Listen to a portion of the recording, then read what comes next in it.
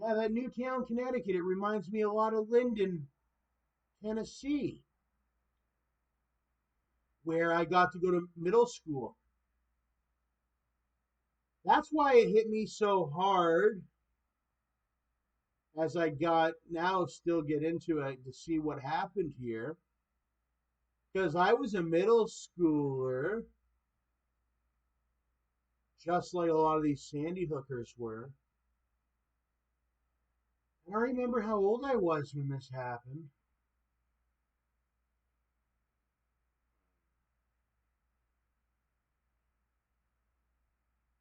Yeah, it was a very unfortunate event. You would have never expected it to happen there. It's such a great place in America, as America is. How it scarred my mind, and it scarred many's. And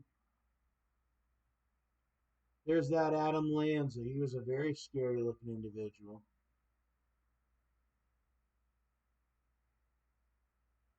I mean, this guy was the epitome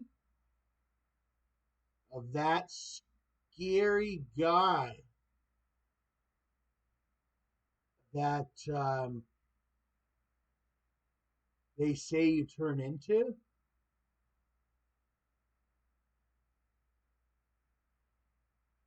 I guess you can turn into this very scary guy.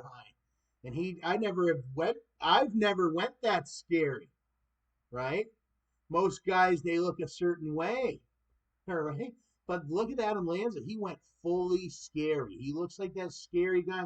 They said that the woman scene, or two girls that, when there was another incident, a slender man, he looked just like that slender man, kind of. He doesn't look too bad here. He reminds me a lot of my old friend Johnny. They had some real skinny kids down in the United States.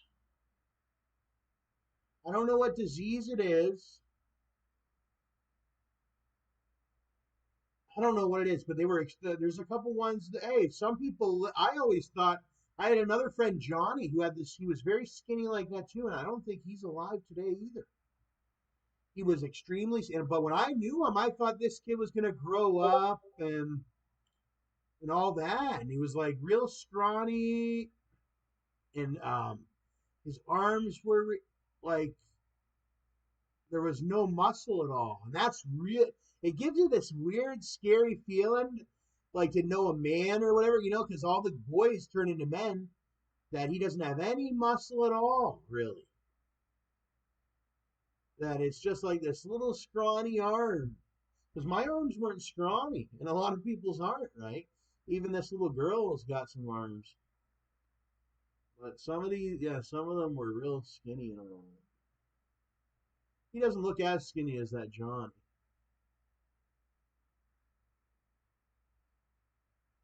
But look at him here.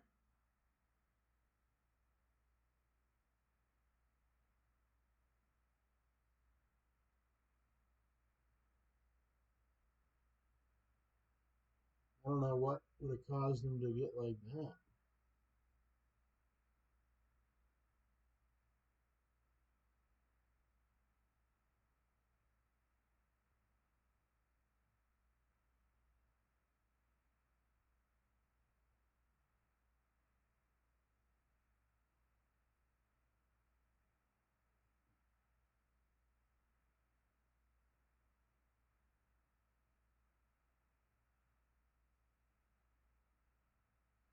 Welcome to Samuel.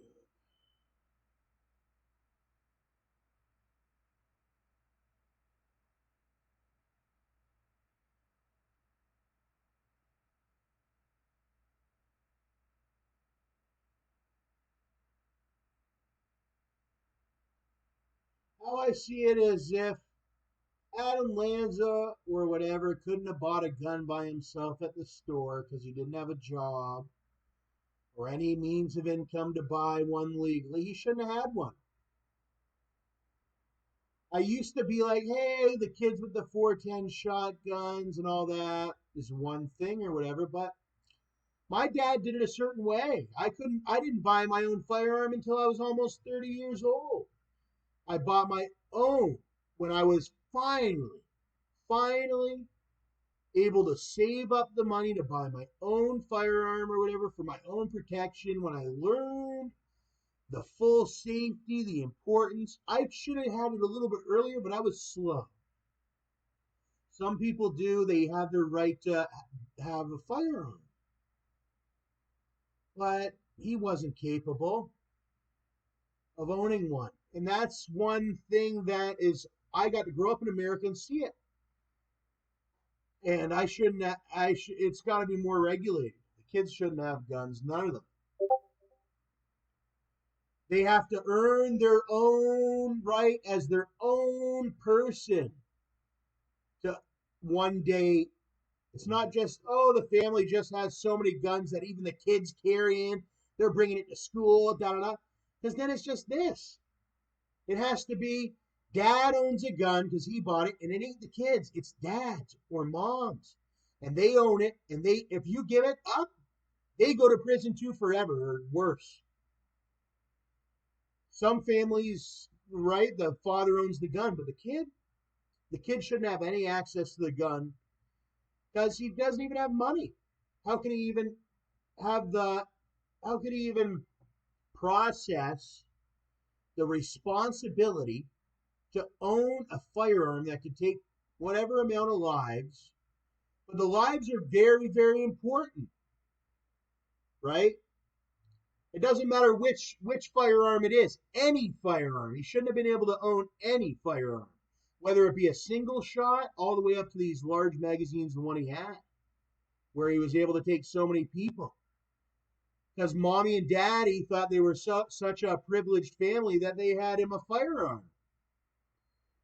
But it shouldn't be like that. He should have been. He should have had to buy the firearm himself. They should get rid of the gifting children firearms thing, or letting children have them, or use, because then it happens like this. You have to be like 18 or over at least, or 25 or whatever, I think, and then actually buy it yourself with money that you saved up, because it's harder than you think to save. You might see, oh, this rifle is $1,000, blah blah. Yeah, but you got to pay your rent. You got to buy food. Most people won't be able to save up for it until they finally got the responsibility to be able to buy it. My dad bought me a 22. I wasn't capable of being an owner. That's why I gave it back to him at the time, because I knew I wasn't capable of being an owner yet. But not everybody's that responsible.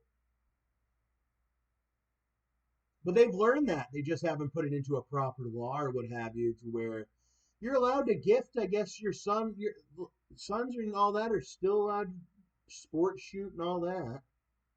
That's one thing. I think they have developed some sort of system, but there could be more to do with the development of not allowing the kids to have the firearms. It's a right that a man should have, and if unless you're 18 or over, you're not a man to begin with, because a man starts at 18, or womanhood. The age is 18. Everybody knows the age is 18 when you become a man and can make your own decisions.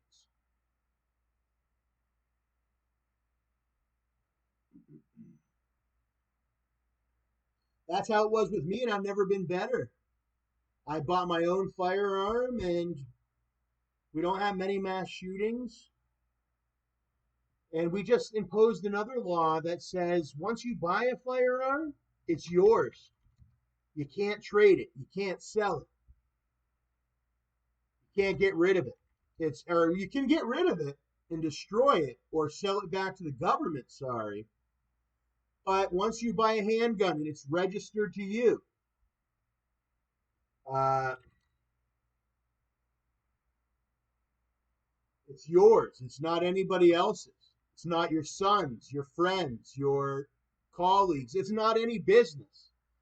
You invested into this firearm. You know they don't like stockpiles. Why are you stockpiling? You want to then have to do your gun business properly. No under the table gun businesses, big under the table undercover operation gun businesses. It helps stop that. You own a handgun for protection or whatever you legally said that the reason why you wanted to own this gun,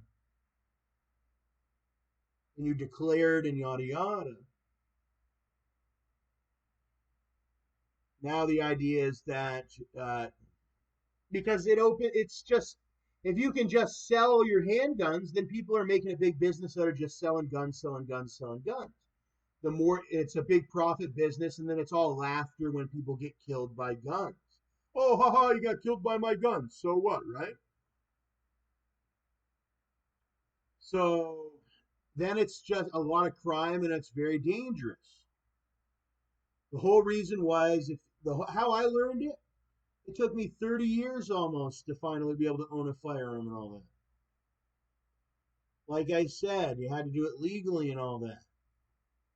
And it's taken even a lot for that. It's taken even a lot for that to legally. Okay? But it's supposed to be your privilege and your great responsibility as a man or a woman if you have worked towards owning a firearm, right? We don't want it to be just some joke, some game, everybody going around having guns to be able to shoot each other. It's not like that. It's like, yeah, if you're a person that actually has a life beside, and then you really do need it to protect yourself at the worst of worst circumstance, and you're very responsible at the worst of circumstance, where you're very responsible as an owner. People would say gun owner, but it's all about with the, you basically never want to shoot, really. Shooting is the worst thing that you want to do sometimes, depending on who you're dealing with. If you're not a police, shooting is the worst thing all the way around. You don't want to see anybody get shot, and you don't want to shoot anybody either, because you can you lose your whole life. You could lose your more than just your gun privileges, but you could lose your freedom. And more than that. So that's why we don't want a lot of people having guns. Only the ones that have, there's ones that are older that have earned the responsibility, and those ones are your higher up elders that have your most guns. Then you have ones that are direct family to those ones, as well as like uniformed, like military service families and all that. They have a lot of firearms. And then a lot of their sons and all that, they also were very privileged to be able to have many other firearms. And then you have ones that maybe started out, like my friend Matt. They didn't have firearms until he joined the military, really, and now they got all their firearms. You had ones where dad might own a couple firearms, and you wanted to be able to work hard and own your own firearm one day, but dad wasn't going to help you do it. You had to do it yourself. And you got the privilege to be able to be a gun owner. And then now it's at the time where they feel like they've done a census. Believe it or not, they have the technology to do a census just like that. And say, hey, I think, StacksAMilli, that guy, he's a Canadian citizen, Thomas Perron-Slote, he just bought his handgun. I'm very famous, right? I'm cousins to the Prime Minister and all that. If you look at the ancestry and all that. So then they make their decisions that quick, because I'm part of that big family. I don't know if there's many guns in my family, but I know I'm a gun owner. That's just how my family was. But yeah, we got. I know there's quite a few gun owners. There's quite a few, but it's a little bit different up in Canada than it is the U.S. It's more of a very private ownership comparative to where in the U.S. a lot of people are more open. But at the same time, it's opened up quite a bit now. Like we got gun shows, and it always has a lot of gun shows, a lot of stuff like that. It's a big community now, but it's a little bit more private than the U.S. A lot of people keep their guns in a cabinet or in a drawer or in their some people do it like the U.S. too. Nowadays, I think a good majority of guys I know when probably about 15 or 20 years, maybe 15 years ago, 20 years ago, or even 10, got their big gun safes and all that, their biometric gun safes or their digital gun safes. What about those new assault rifles? My friend Matt got his assault rifle. I was down in the United States working very hard. That's little do people know. I was one of the ones that was supposed to get an assault rifle, but I chose to move back to Canada, at least for a good deal of time. But yeah, if I go down to the United States, an assault rifle is, for some people, they can only dream about being an owner of an assault rifle. But I've worked so hard. If I was ever in the United States, where I got to go to school and all that, I would be an owner of an assault rifle.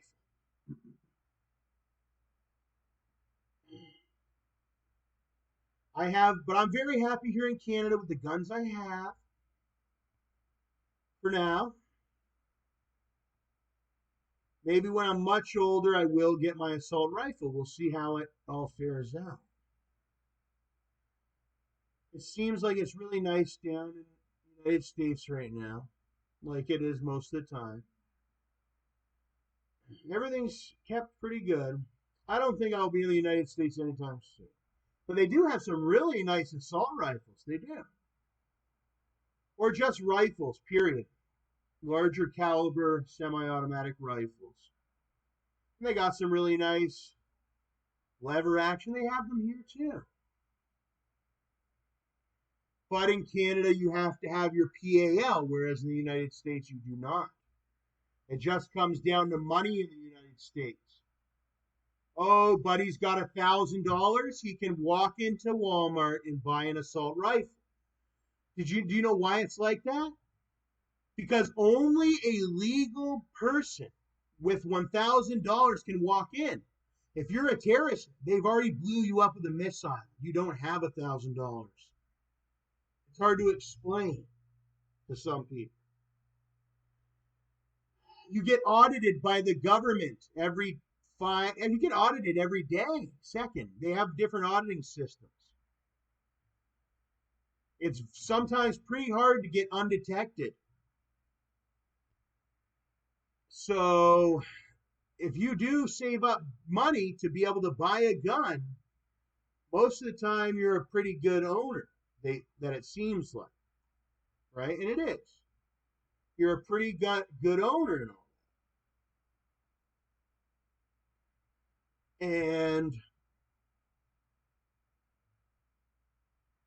I love the Florida State Sheriffs.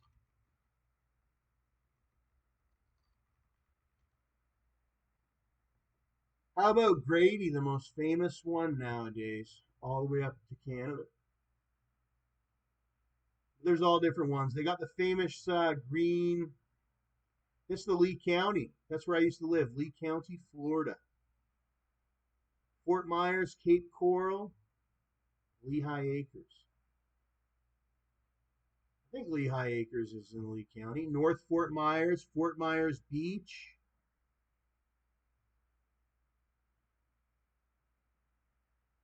It's a great city, that. it's more than a city. I'm not sure. They'd have to tell you. Somebody down there would have to tell you what it is. Tri City? I'm not sure. Southwest Florida is what they called it. Or they call it. Yeah, Southwest Florida. There's sheriffs all around the United States. Here's a white shirt sheriff. That's what they call those ones, white shirts and all that. I think it's a deputy sheriff, and then you have sergeant sheriff or something like that. Or I'm not sure. We'd have to search that up. The sheriffs go way back. The history of the sheriffs, similar to like that Red Dead Redemption, the Wild Wild West. They go way back with the history of the sheriffs in the United States. It all started with the Wild Wild West. And same with Wells Fargo. And then with the gold rush and all the other stuff, like so much technology too, big business, America exploded. And the sheriffs used to be in these little tiny little shacks and all that. Now they're a big, it's like it's their main police force in a lot of areas. The sheriffs got a huge history. I loved the history of the sheriffs when I was alive. Yeah, they used to. Yeah, oh, I even got arrested by the sheriff. Lee County sheriffs. I'm really happy they did not do any more to me. Oh my gosh, they probably could have. I was thinking maybe I'll be a sheriff.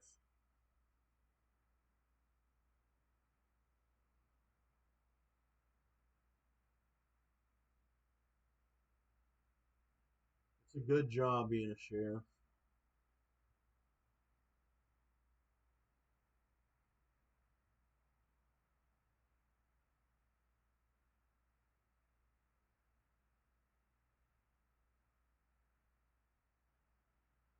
But believe it or not, it's not that easy. They got a lot of work to do, even in real life, not just the video game. Them sheriffs are busy.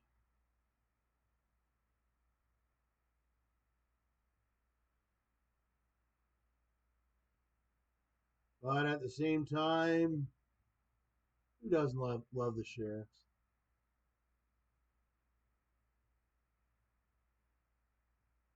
Look at this. I've never seen these ones.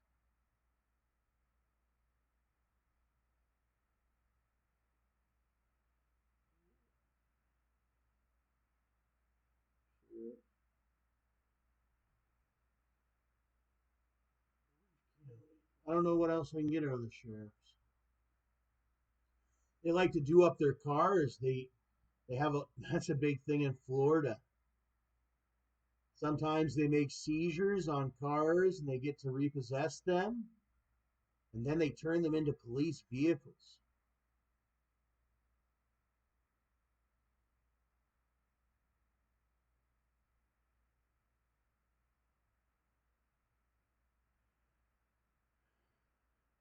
They I'm not going to say comedic act. They have a That's part of the reason why they're so successful as a law enforcement agency is their sense of humor. They make a sense of humor out of it that is so holy. It's American. It's for the good. It's for the greater good. It's for the people. For what the reason why we are smiling and loving life and all that. And that's what it all is. It makes the women smile. It makes everybody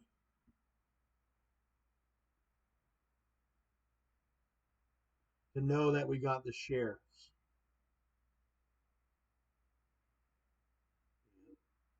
The women love the sheriffs.